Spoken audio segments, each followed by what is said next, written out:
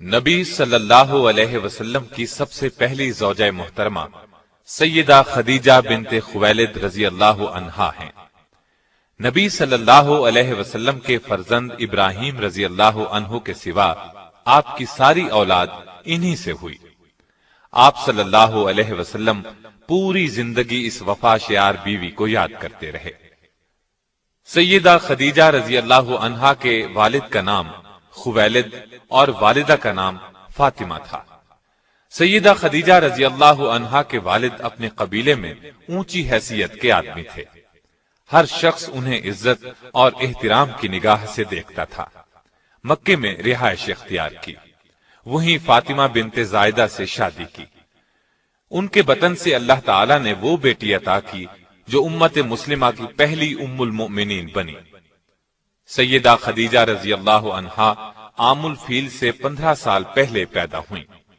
اس طرح آپ نبی صلی اللہ علیہ وسلم سے قریباً 15 سال پہلے اس دنیا میں تشریف لائیں۔ رسول اللہ صلی اللہ علیہ وسلم سے پہلے آپ رضی اللہ عنہا کے 2 نکاح ہوئے۔ پہلے خاوند کا نام عتیق بن عابد مخزومی تھا۔ ان سے آپ کے ہاں ایک بچی ہند پیدا ہوئی۔ دوسرا نکاح ابو حالہ ہند بن نباش سے ہوا۔ ان سے آپ کے ہاں 2 بچے ہند اور حالہ پیدا ہوئے۔ بعض مورخین نے لکھا ہے کہ پہلا نکاح ابو حالہ سے ہوا تھا۔ عام الفیل سے 20 سال بعد فجار کی جنگ چھڑ گئی۔ اس میں خدیجہ رضی اللہ عنہا کے والد اور شوہر لڑائی کے لیے نکلے اور مارے گئے۔ آپ رضی اللہ عنہا کے خاندان کا پیشہ تجارت تھا۔ باپ اور شوہر کی موت کی وجہ سے تجارت کا بوجھ آپ پر آ پڑا، لیکن عرب معاشرے میں عورت کے لیے تجارت کا پیشہ بہت مشکل کام تھا۔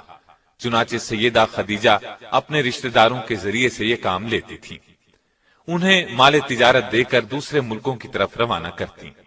رشتہ داروں کو اس کام کا باقاعدہ معاوضہ دیا جاتا۔ اس زمانے میں رسول اللہ صلی اللہ علیہ وسلم بکریاں چرایا کرتے تھے۔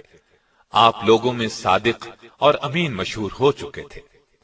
آپ کی دیانتداری کی شہرت مکے میں چاروں طرف پھیل چکی تھی۔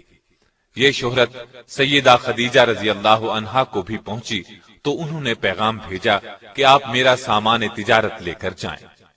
جو معاوضہ میں دوسروں کو دیتی ہوں اس سے 2 گنا دوں گی۔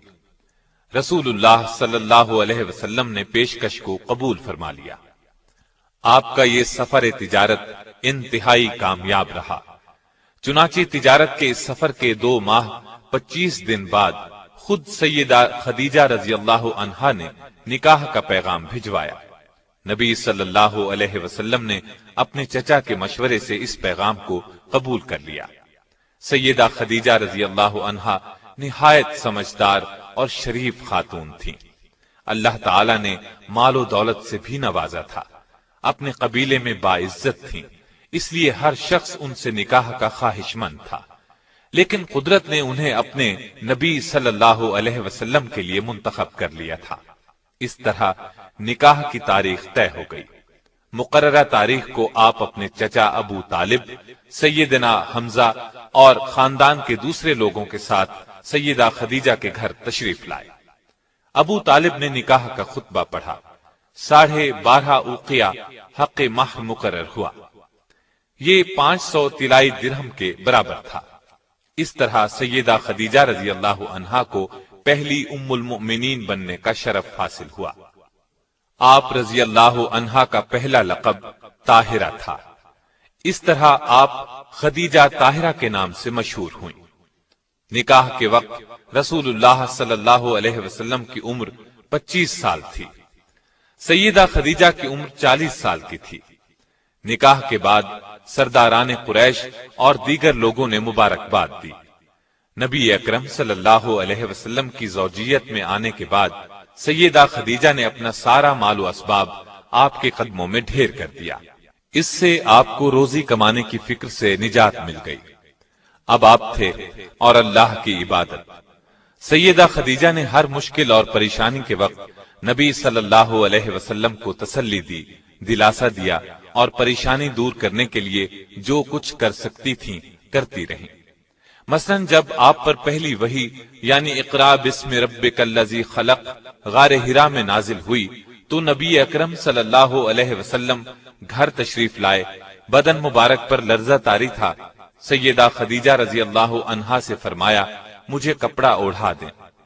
جب کچھ دیر بعد گھبراہٹ دور ہوئی تو غار حرا میں پیش آنے والا واقعہ سیدہ خدیجہ سے بیان کیا۔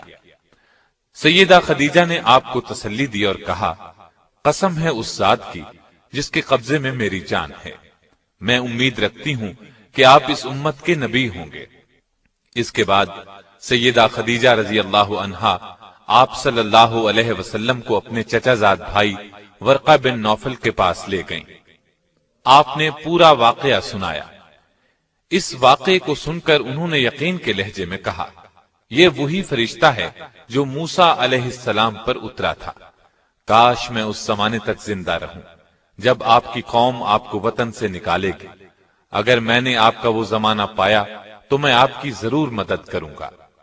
اللہ کے حکم سے جب آپ نے نبوت کا باقاعدہ اعلان فرمایا تب بھی سب سے پہلے سیدہ خدیجہ رضی اللہ عنہا ہی نے آپ کا پیغام قبول فرمایا اور ایمان لائیں۔ مردوں، عورتوں اور بچوں سبھی میں سب سے پہلے ایمان لائیں۔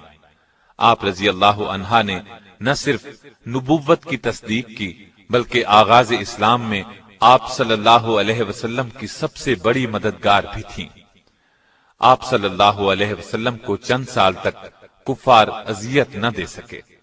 اس میں بڑی حد تک سیدہ خدیجہ رضی اللہ عنہا کا اثر کام کر رہا تھا۔ مکے میں سیدہ خدیجہ کا بہت اثر رسوخ تھا۔ مشرکین نبی صلی اللہ علیہ وسلم کو جھٹلاتے تھے، اس سے آپ کو بہت صدمہ ہوتا، لیکن یہ صدمہ سیدہ خدیجہ کے پاس آ کر دور ہو جاتا تھا، اس لیے کہ وہ آپ صلی اللہ علیہ وسلم کی باتوں کی تصدیق کرتی اور مشرکین کے سلوک کو بے اثر کر دیتی تھیں۔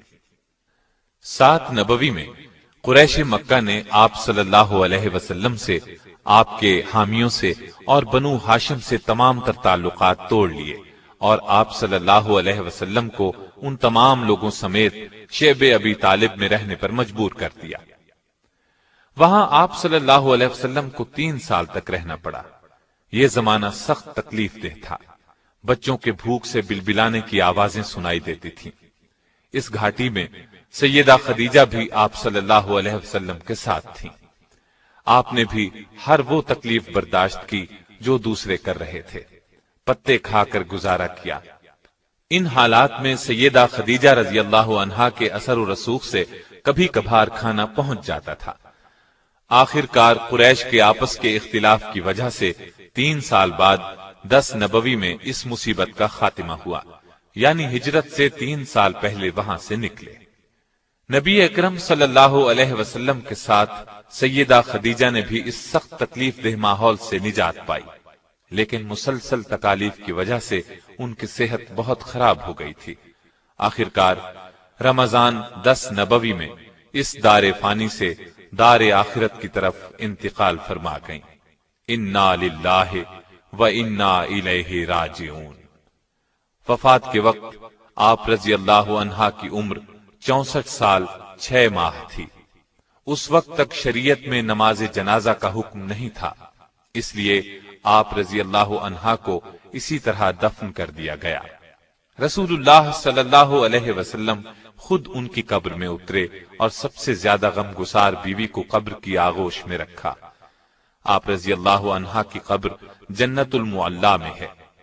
آپ کی وفات کے سال کو عام الحزن قرار دیا گیا۔ بخاری اور مسلم کی ایک حدیث ہے کہ ایک مرتبہ جبریل علیہ السلام نے نبی علیہ السلام سے عرض کیا، سیدہ خدیجہ رضی اللہ عنہا آپ کے پاس برتن میں کھانے کی کوئی چیز لا رہی ہیں، جب وہ آئیں تو انہیں اللہ تعالیٰ کا اور میرا سلام کہہ دیجیے گا۔ نسائی کی ایک روایت کے الفاظ یوں ہیں، جبریل بارگاہ نبوت میں حاضر ہوئے اور کہا، حق تعالی شانہ سیدہ خدیجہ کو سلام کہتے ہیں۔ سیدہ نے یہ سن کر فرمایا کہ حق تعالی خود سلام یعنی سراپا سلامتی ہے اور جبریل پر بھی سلامتی ہو، اور آپ صلی اللہ علیہ وسلم پر بھی سلام اور اللہ کی رحمت ہو۔ سیدہ خدیجہ کی ایک اور بڑی فضیلت یہ ہے کہ ان کی زندگی میں رسول اللہ نے کوئی دوسری شادی نہیں کی۔ معلوم ہوا آپ ان سے بہت محبت کرتے تھے۔ بخاری اور مسلم کی روایات کے مطابق آپ نے انہیں جنت میں ایسے محل کی بشارت دی جو موتی کا ہوگا، بلکہ مسند احمد میں روایت ہے کہ رسول اللہ صلی اللہ علیہ وسلم نے فرمایا، مجھے حکم دیا گیا ہے کہ میں خدیجہ کو جنت میں ایک ایسے محل کی بشارت دوں جو موتیوں سے بنا ہوا ہوگا، جس میں شور و غل اور محنت و مشقت نہیں ہوگی۔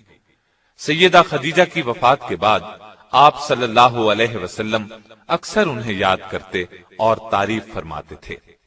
نبی صلی اللہ علیہ وسلم سیدہ کی زندگی میں ان کی سہیلیوں سے اچھا سلوک فرماتے تھے اور انتقال کے بعد بھی ان سے اچھا سلوک کرتے رہے۔ جب کوئی چیز آتی تو آپ اس میں سے کچھ حصہ الگ کرتے اور فرماتے، یہ خدیجہ کی فلاں سہیلی کو دے آؤ۔ نسائی اور مسند احمد کی روایت کے الفاظ یہ ہیں کہ نبی صلی اللہ علیہ وسلم نے فرمایا، جنت کی عورتوں میں سب سے افضل یہ 4 عورتیں ہیں: خدیجہ بنت خویلد، فاطمہ بنت محمد، مریم بنت عمران اور آسیہ جو فرعون کی بیوی تھی۔ سیدہ کی اس خصوصیت میں کوئی دوسری ام المؤمنین شریک نہیں ہوئی۔ بخاری، مسلم اور مسند احمد کی ایک روایت میں سیدہ خدیجہ کو تمام جہانوں کی عورتوں سے بہتر فرمایا۔ آپ کے پہلے خاوند سے ایک بیٹے ہند تھے، یہ آپ کے ساتھ ہی ایمان لے آئے۔ انہی کی نسبت سے آپ رضی اللہ عنہا کی کنیت ام ہند تھی۔ رسول اللہ صلی اللہ علیہ وسلم سے سیدہ خدیجہ کے ہاں 6 بچے ہوئے، 2 صاحبزادے جو بچپن میں فوت ہو گئے اور 4 صاحبزادیاں۔ ان کی تفصیل یہ ہے: قاسم رسول اللہ صلی اللہ علیہ وسلم کے سب سے بڑے صاحبزادے تھے، انہی کے نام پر آپ کی کنیت ابو القاسم تھی۔ بچپن میں مکے میں انتقال کر گئے۔ دوسرے صاحبزادے عبداللہ تھے، یہ بھی کم عمری میں ہی انتقال کر گئے۔ ان کے لقب طیب و طاہر تھے، اس لیے کہ یہ زمانہ نبوت میں پیدا ہوئے تھے۔ سیدہ زینب رضی اللہ عنہا، یہ رسول اللہ صلی اللہ علیہ وسلم کی سب سے بڑی صاحبزادی تھی، اور دوسری صاحبزادیاں سیدہ رقیہ رضی اللہ عنہا، سیدہ ام کلثوم رضی اللہ عنہا اور سیدہ فاطمہ رضی اللہ عنہا ہیں۔